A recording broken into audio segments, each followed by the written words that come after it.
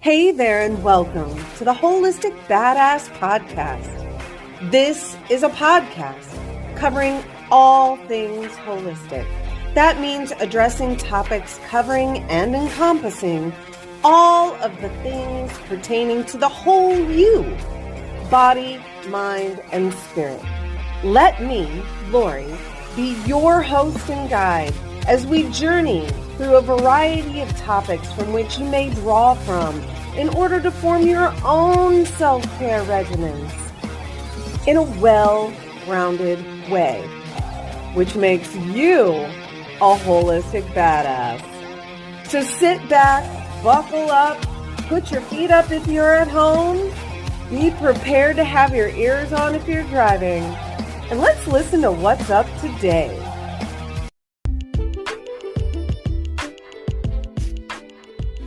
The information presented in this podcast is for informational and self-education use only. It is not intended for self-diagnosis, nor treatment, nor anything that constitutes the practice of medicine.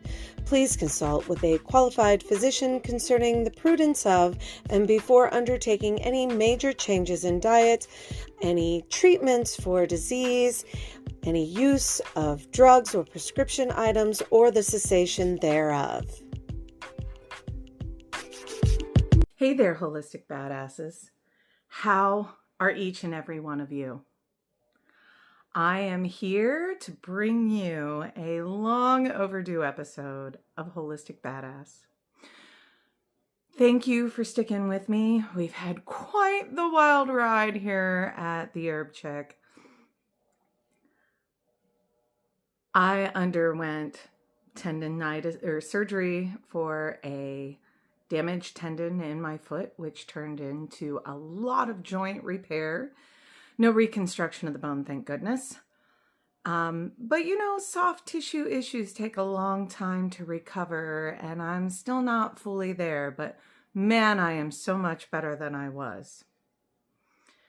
Also, my mother passed away. For those of you who know me in real life, in the 3D world, know that I was my mom's medical caretaker, and I pretty much spent the entirety of the time after my husband's death watching after her, as well as my 2 teenage sons who were still at home. So it's been a lot here, and we did have HerbalCon. HerbalCon is done and in the books, and it was a wonderful experience. We got to hear from Andy the Elf, who pinched hit for Lorenzo Tavani because he had a family emergency. Things happen, man. You got to be able to shift gears on the fly around here, man, because shit happens. We also had moi speak about the 3 mints that come out first every spring. We heard from a couple of people from Indianapolis who spoke about holistic pet care. They were fantastic. Samantha Youngblood, I cannot express my thanks enough for making the trip, the 3-hour journey from Indianapolis to Wapakoneta. We also got a quick rundown of what's up with the Heritage Trails parks.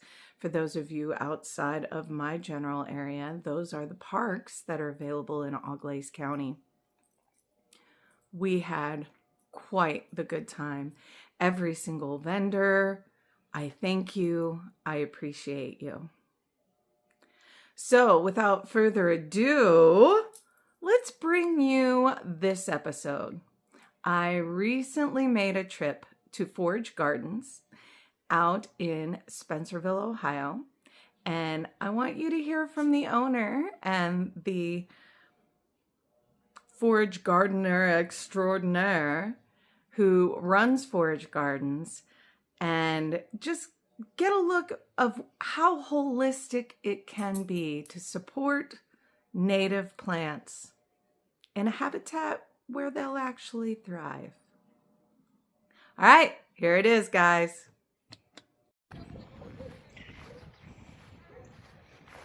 Hello. Oh my goodness, so many goodies. I'll take them all. I got a bunch of stuff like crying out. That's all right. Well, yeah. Okay, guys, today I took a trip to Forage Gardens in Spencerville, Ohio. Why don't you go ahead and introduce yourself? My name's Alicia Lynch, and I'm the owner of Forage Gardens. We're a predominantly native nursery, and we also do some edible perennials and some medicinals as well. So I am super stoked to have her here because not only does she have native plants, but the medicinals. Like this sweetheart right here is going home with me today. This is Black Cohosh.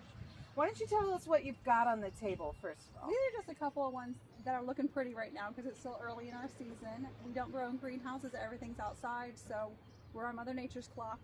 But these are some Dutchman's Breech. This is an ephemeral, and if you don't know what that is, it's kind of like your tulips and your daffodils. They're here before the trees leaf out, and then once they leaf out, they die back into the ground until next year. So that's what these are. This is American Ipecac. This is actually, oh, I messed with a bee.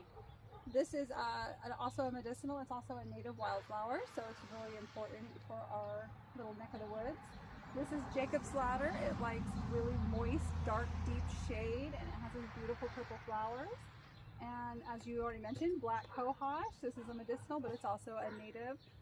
And it gets about this tall. Sometimes people call it fairy candles because it has big spires of white flowers. It's gorgeous. And the root is what you would use for that. But I'll let Lori talk about that stuff. Yeah, that's not my specialty. Black Cohosh is really great. Before the explosion of herbal medicine that happened around 1990, 1992, that would be when Germany, that like fall of the Iron Curtain, all of that jazz. So East and West Germany become one. And the fact that they had been using so much plant medicine came to light. And they have something called the Commission E monographs. Those monographs went through, I don't even know the sheer number of plants that it goes through, and it goes through the classifications, both botanically and medicinally, and what you can use it for. But that's when it really became a huge remedy to support female hormone levels through menopausal years.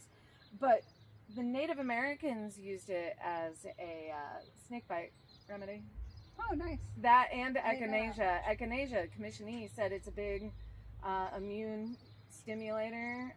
Yeah, Native but American. you have to have so much of it. Yes. Anybody that knows anything about echinacea, one, it's a beautiful perennial. It's a beautiful wildflower. There's 1,000 cultivars, but the wild version is equally as gorgeous. Yes.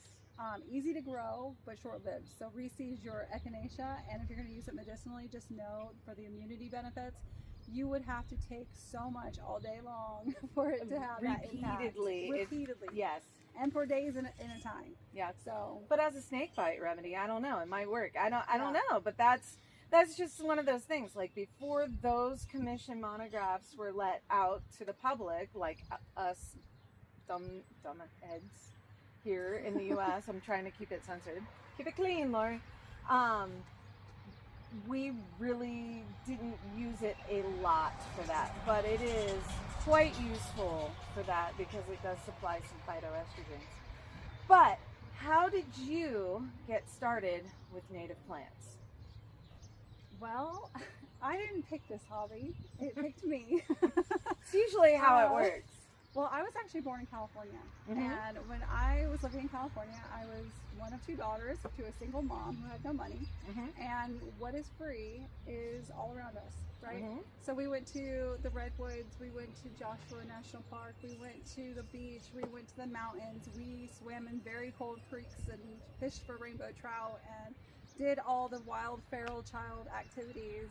You know, we even lived in a van in the mountains for a month in an abandoned parking lot, and my sister and I would get up before my mom and we'd run into the redwoods and play all day until we got hungry. Oh, that sounds amazing. It was. I actually threatened to do that to my children. My husband says that's too far because they weren't raised the way I was raised. So, you know. Right.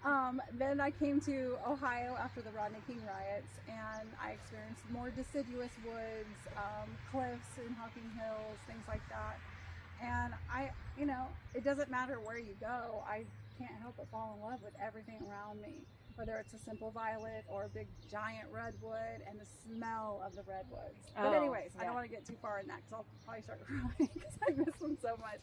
But anyways, and then my grandmother was actually a botanist. Mm-hmm. So when we did go to her house, which wasn't always frequently, but when we did, she had no grass, and she had a beautiful home and a decent property for that area in California. It was a city. But she had wildflowers everywhere. In the house, she had pictures of wildflowers on the wall.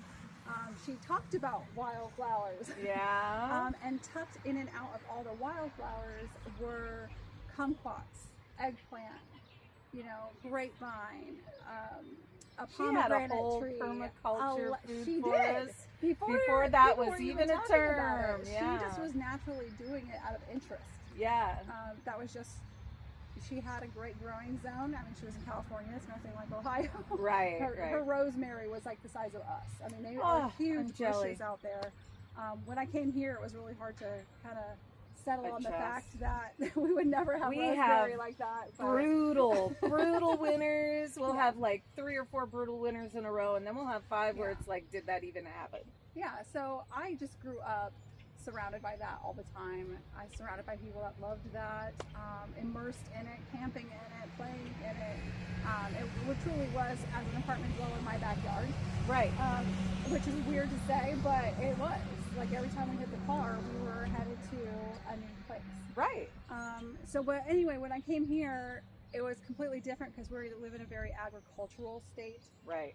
So here, people really rely on inputs a lot. They want to change things, control things, manage things, spray things, and just input after input and after input. And when my mom finally had a place where she could have her own garden here in Ohio, everybody gave her that direction, rototill, lime, spray, cover the cabbage, just all the constant work. And my grandmother, I never saw her work, and I never really put that together until I bought my last house right before coming here and started on myself, and I realized this is not, I don't remember seeing it being this hard. Yeah, no. So, I actually really started thinking about it, and I went to my church, which is what I call the woods, and I went to church, and I started walking around, and I saw gooseberries there a few years ago, and I remembered my grandma. Like, it immediately took me back to my grandma's yard and walking through all these flowers and discovering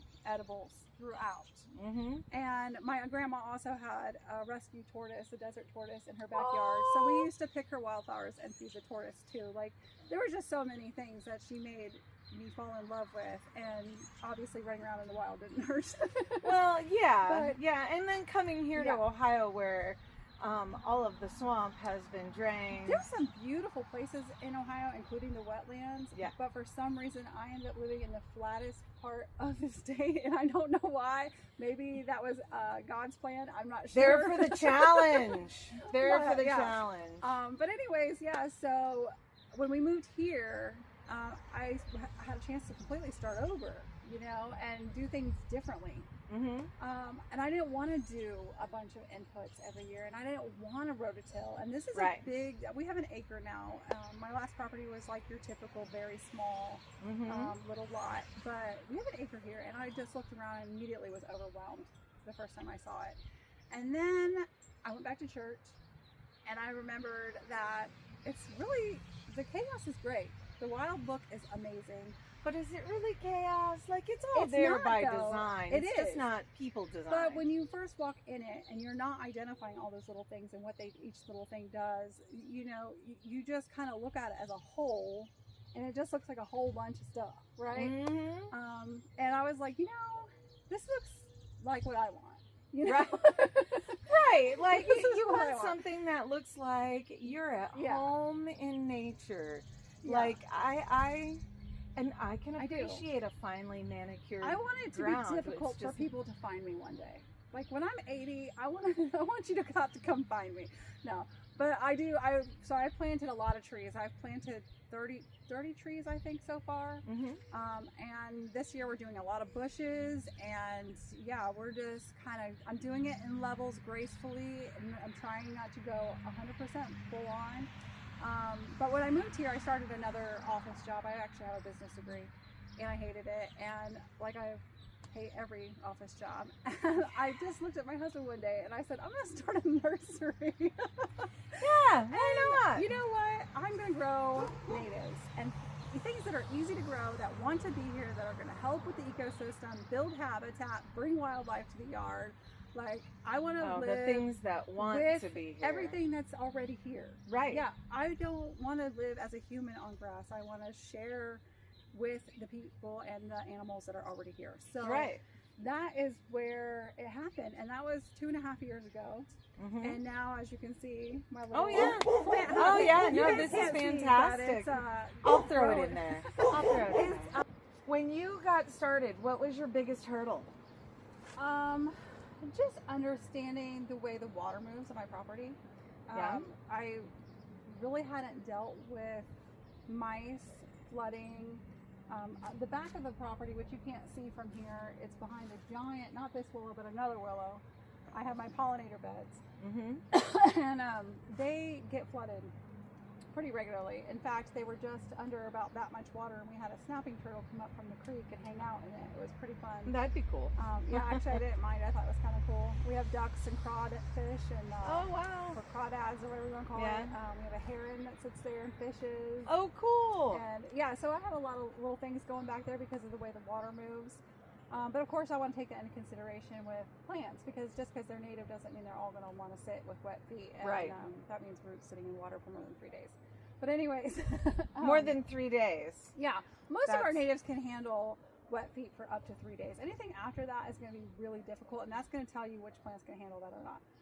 I have buttonbush thriving right now. Oh, really? It's on its second year, and it's already this big. So if that tells you how wet it can get back there. I started with 2 apple trees back there and an apricot, and I ended up moving them up here over there because it was going to eventually rot the roots. Yes, there's no way they could have handled that if a buttonbush can survive that. So, and that's the other thing, is just kind of looking around, seeing what's surviving. A lot of the arborvitaes and stuff, and you can even see the spruce trees we have here are struggling in certain areas. Mm-hmm. That one's struggling because it's got poison ivy strangling it, but you know.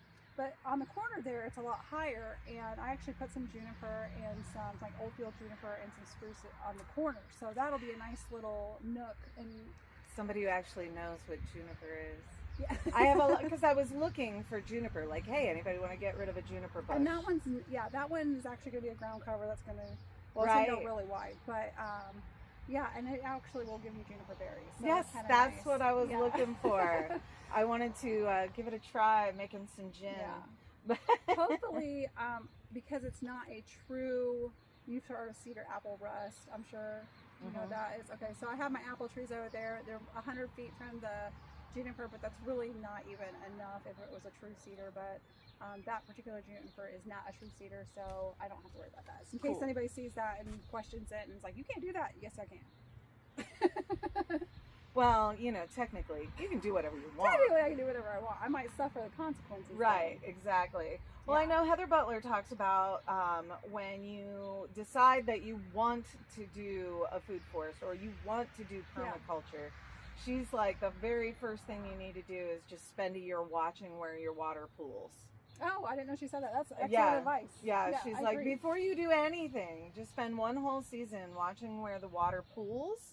And maybe you might have to build a swale. That was a new word to me. I had no idea what a swale was. I'm kind of impressed that I even remember it. Probably because it was so, I was like, what?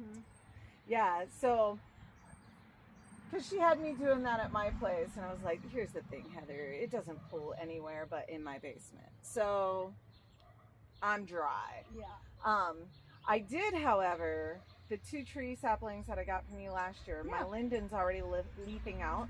I saw your video. Super excited. Yeah, the tulip's probably going to be here soon. Right. And I've been watching. Did it bud out yet? It's got some little itty bitty buds. Okay, none of mine have budded out yet. So tiny buds, but it's still pliable. Yeah. So I was like, okay, you're not brittle and breaking, so you're still alive technically. As long as it got enough water in the fall, it should be okay. And like I think we talked about this, make sure it gets good rainwater, because we are still really not having the rains like we normally do in spring. And tulip tree is one that can handle a lot of water. And I just had a rain barrel that I put in off the downspout on my house. Yep. Of course, over where you can't see it from the street, so that the village I live in does not have Yeah, a don't hissy look fit. behind me. They're getting moved. Well, I know, but you know, rainwater is so much better for your plants It and is. garden. And because I live with a municipal water supply, Bleach and fluoride and all the stuff. right, all this stuff, and when you put that on your plants, it dries it out and dehydrates them. It does. So do you use rainwater?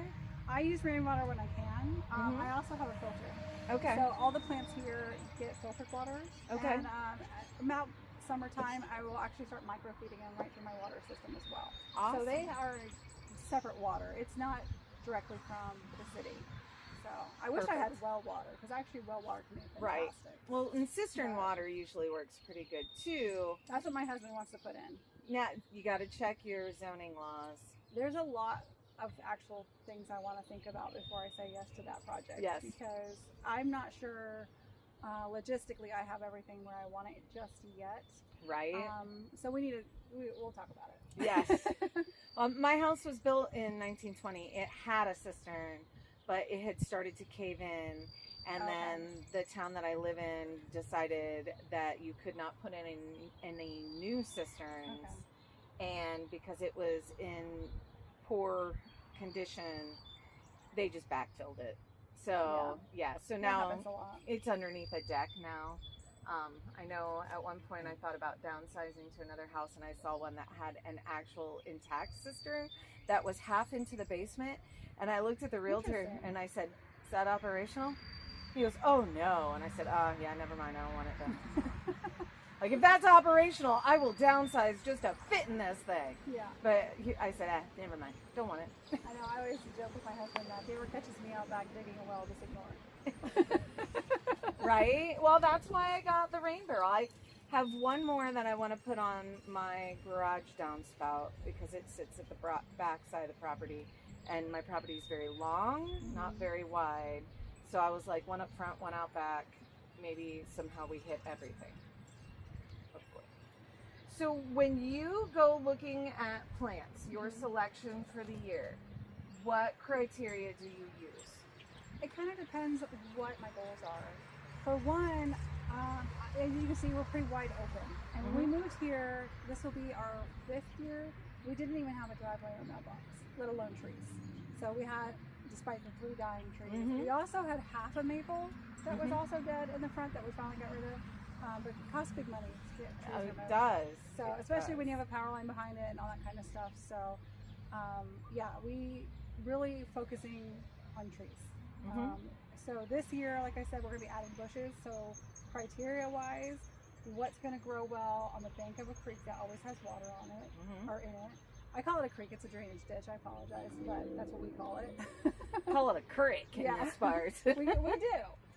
Because it always has water. If it didn't always Yes. have water, I probably wouldn't think about it like that. But it is connected to the Miami-Erie Canal. So that's why it always has water in it. It's a But feeder ditch. pretty much. And we get a lot, that's why we get a lot of wildlife from it, which is kind of nice. No salamanders, but you know, beggars can't be choosers. You'd be surprised where they show up. I used to catch them in buckets when I was a kid, and we had no drainage ditches near us at all.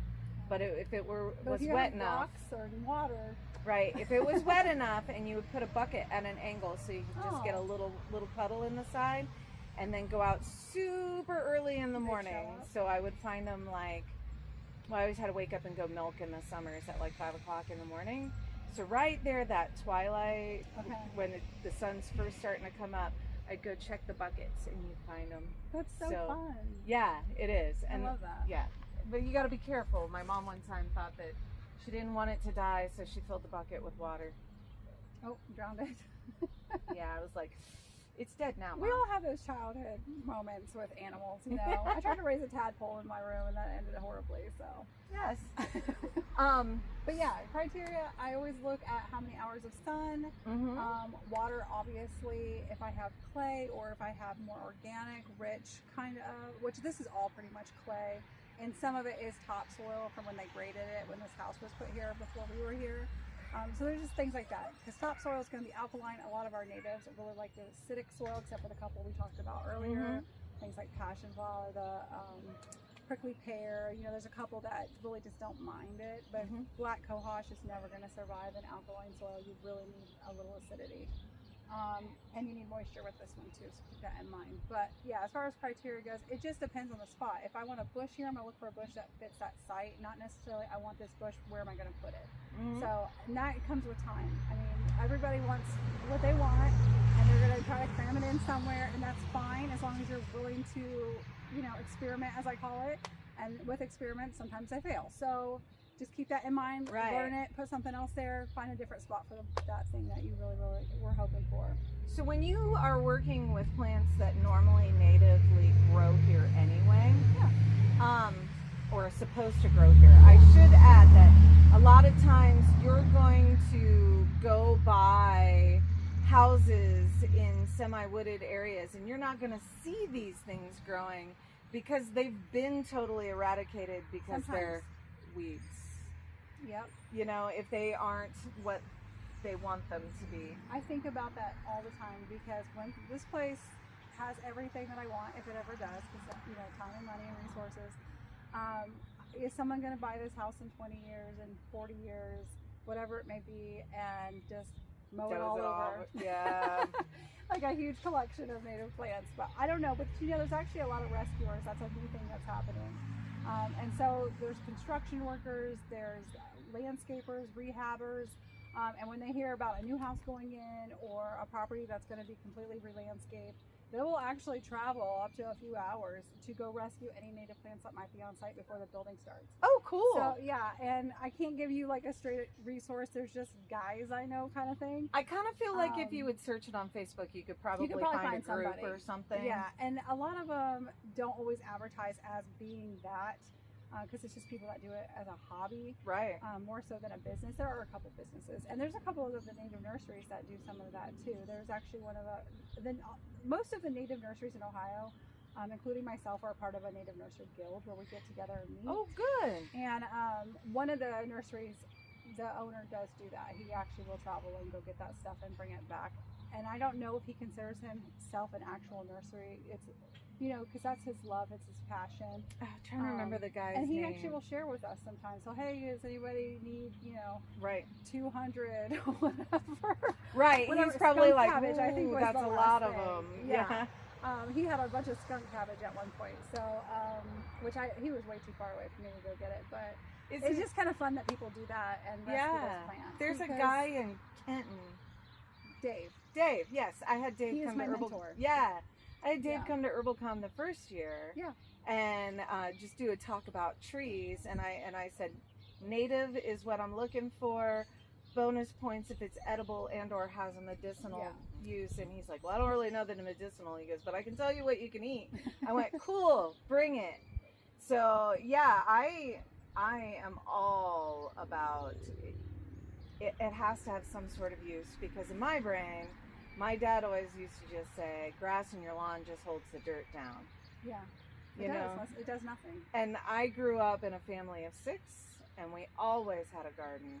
Yeah. And my grandma, who was like 70 when I was born, and she lived to be 84-ish, she'd be out there till right up until she passed away. She'd be out there telling us where it needed to go, what rotation it needed to be in. She'd show us how to spade the garden, and you put a scoop of dried cow manure underneath each scoop when you turn it over. Okay. You know, and like she had her beds worked to where they were this high out off the lawn, and you know, that was her thing. Yeah. So like, to me, and then we didn't do squat out in that garden, and once in a while we'd go out and hoe potatoes, but other than that, I didn't do. Yeah, it just does. Yeah, just did its thing. I have chickens, and I do use we use a deep mulch method for their bedding. So once a year we dig all that out, let it season over the winter, and then, although I don't feel like I got enough moisture like normal. Right, it was very dry. It was. So actually I have some of it still sitting there. I put some on the garden. But yeah, we use that in our vegetable garden because it makes things grow like gangbusters. And that's what we use. That's the one input that I will do. I don't add fertilizer and all that though, because time, money, all of that. You know? Chemical fertilizers are expensive, and if you don't mix them right, you burn everything off. I do use a fertilizer for these plants because I use, which I was telling Lori before we started filming, an acidic soilless mix, and that just decreases chances of pathogens and bugs and things like that coming in. Right. And I just want to mitigate that as much as possible because a pot is a closed system, so we do have to add fertilizer. That's why I do the microfeed. But there are a few plants that actually I don't even use the microfeed on because, like, yarrow just doesn't need it. Oh, yeah, yarrow, if it's going to grow, it's going to penstemon grow. Doesn't actually need a lot of fertilizer. Which one? The penstemons, they actually do not care to be fertilized at all. They would rather just be an infertile whatever soil you have. So they do like slightly acidic, not alkaline, but yeah, there's a couple in here that I don't mess with because they're just like happy to just exist. When I first started getting into herbs, I remember buying encapsulated stuff, and I believe it was when I bought a bottle of burdock capsules, it hit me like, dude, why am I paying for this? This grows everywhere. Yeah. So then I really started diving in because in high school I did an advanced biology class where half the year we did botany and went like traipsing through the woods to get our samples and pressing them and classifying them. I wish I would have had a class like that. Oh, I thrived. It was a blast. I love that class. But yeah, so then I was like, why am I paying for this? Yeah. So I started diving, and for the longest time, I thought that the only plants that were native to Ohio were plants that grew in disturbed soil, which most of those are plants that make you poop. And I was like, so Ohio's where you go if you're constipated? Yeah. Well, that's everywhere. But yeah, there is like every time you till, that's why a lot of people are doing the no-till gardens. Because every time you till, or even when you pull up weeds, you're disturbing that soil and you're just allowing pore space for the seeds that are already in the soil to start sprouting. So you're just like constantly in this cycle. And it's not that I don't weed, like I just weeded my part of my vegetable garden yesterday. It's quite big, so it's not done because I neglected it in the fall because I was busy with the nursery. But usually I just put a lot of mulch. So I started mulching. I usually mulch like that in my vegetable garden. And then by this time it should be like this, but I just mulched now instead of in fall. So we mulched a little less, but that will keep from a lot of those weed seeds from coming out. What I'll probably do this year is burn them, and if you have raised beds, it's really easy to do that. I have my potato bed and my other bed that's right next to where we get all the flooding. I did raise that up. It's just logs with dirt. The hugelkultur. Kind of, yes. Hugelkultur. I didn't know what it was called until a couple years ago. I have 2 big cattle water tanks that had developed holes in the bottom. Okay. They are my beds. Well, there you go. And we had just cut down a half-dead maple tree to the tune of $650. Oh, yeah. And that was for them to just cut it and drop it. Yep. I farmed the rest of that wood out for the entire summer. And I sold it $5 a bundle to all the campers at Lake Laramie. But nice. But a lot of the bigger pieces are in the bottom of that. So then, well, we used it to surround it. Oh, okay. And yeah, mine. So mine, as it rots down, then you get in there and you start turning it over, and then you top dress. It's amazing because all that stuff turns into soil. Exactly. So when we first moved here, I had rock and some little patches of grass where I wanted my veggie garden. So I did remove some of the stone just because it was so heavy, and I didn't know why it was there, where it was originally from. So maybe a little nervous. But I just literally piled tons and tons and tons of mulch to make those beds. And when they were broke down, I finally started planting into it. So yeah, I mean, even my tomatoes, the first time I grew tomatoes here, which actually I did push that and I planted them in half rock.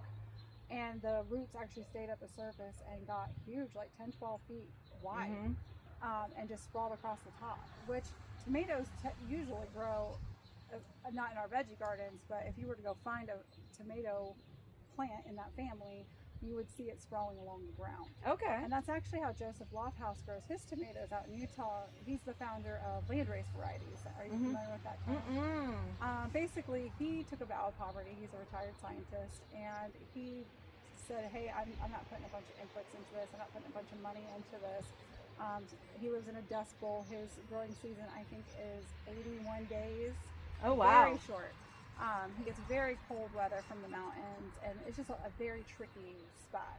And so what he did is he created landrace, which means you basically plant a ton of different varieties of the same thing. So, 17 different kinds of watermelon. Plant 250 seeds. You know what I mean? Just let them go crazy.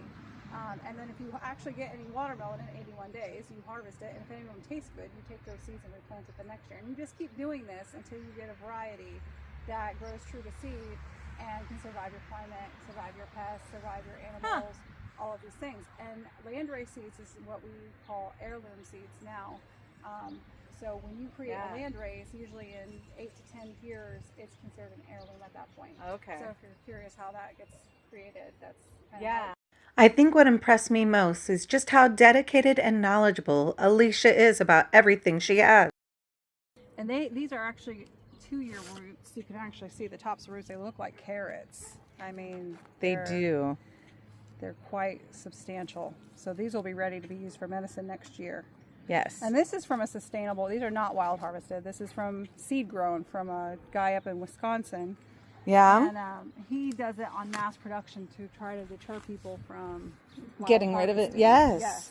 So you can buy them bare root, as big or small as you want, and grow them out. So last year this was second year, so actually this will be their 3rd year, but I still wouldn't harvest until next year if you put it in the ground, because you're going to want to harvest seed and start it all over Right. again. I have some that I put out on my brother's wood edge, and I don't know, the deer really like it. Well, and it's a finicky plant to grow. You really need a good, rich, humusy, whatever you want to say. Yeah. Loamy, rich woodland kind of setting. Right. Dappled light. I mean, this is just kind of begging for my shade cloth at this point now that this is coming up. This Right. is my signal. And that and the black cohosh, they really like those dappled You have black lights. cohosh? I do. This is black cohosh, and this likes a really moist area too. Although I have seen, there's a father and son out in California that have they have this YouTube video where they give you a tour of their medicinal gardens, and they have it in full sun, which is not typical for this plant. That's not where it grows. Right. But it must be pretty moist, you know what I mean? And there is a lot of coverage, so I don't know if it's getting protected middle of the day kind of deal from some of their windbreak, because they have windbreak to keep, chemical overflow and things like that from blowing into their medicinal. I have a perfect spot for that. Well, I mean, they're ready to go. This is Yeah. actually their 2nd year in the pot.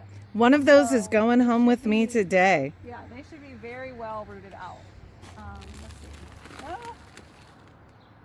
Well, they're almost there. Yeah. No, just grab that one. She's coming home with me today. We'll put it up on the picture, which I was hoping to see it this year because I missed it. That's cool. And you might even be able to find a bloom on the ginger. Yep, here. So let's see. These guys tuck away. So if you ever are in the woods and want to see the bloom, you have to kind of look here. It's down at the bottom? It's at the bottom. So you see that little maroon looking flower? It's quite interesting. You see it? See if I can get zoomed in on that. It's pretty down in there. This camera There doesn't. we go. There. Oh yeah, I see Isn't it. it cool looking? That is cool looking. It's actually pollinated by beetles. Really? Yes. Huh. Very interesting little flower. Oh, here's one. You didn't even have to Oh, look that that. hard. Yeah. You can see that one. See if I can. It's such a beautiful flower and such an interesting flower. But if you don't know to look for it, you'll never see it. Right? Well, this is awesome. How do people find you? Okay, so, right now, I've been mainly a grassroots thing, but now I'm licensed and insured and official as a native nursery. And as of fall of 2024 is when I was official and out of the closet, I guess. Out of the plant closet. Yeah, out of the plant closet. So now I have a Facebook page. I'm working on a website right now, so hopefully that'll be up before fall, so I can kind of share that with everybody. Email is Forage Gardens, which is just foragegardens@gmail. You can message me, you can text me at 419-231-7813, or call me. Any of those ways is how you get a hold of me now. This is awesome. You can find her at some of the farmers markets in the summer, Yeah. like in Wapakoneta. And have you ever done Salinas? I have not. Okay. Yeah. We're going to be at like EcoFest. We have a couple of native plant sales that we're going to post on our Facebook soon. But you can also find me at nativeplants.org. I'm on their list as one of the native plant nurseries. It used to be OhioNativePlants.org, so try both, and it could be OhioNativePlants.net. They went through a couple changes this past spring. So. Well, I'm sure if you Google Ohio plant, yes, if you Ohio look native up plants. the list, you can find me. I'm not on Homegrown National Parks list yet, but I did apply, so hopefully soon. Soon. But yeah. Oh, this is awesome. Thank you so much. You're welcome. Thank you for visiting. Now to spend some cash. All right, holistic badasses. So there you go. Sometimes being holistic is about finding ways that you can support nature where it'll grow. So I hope you appreciated today's podcast. In the meantime, I'm going to be getting this valerian that I got from Forage Gardens in the ground. Go out there, be that holistic badass I know you can be.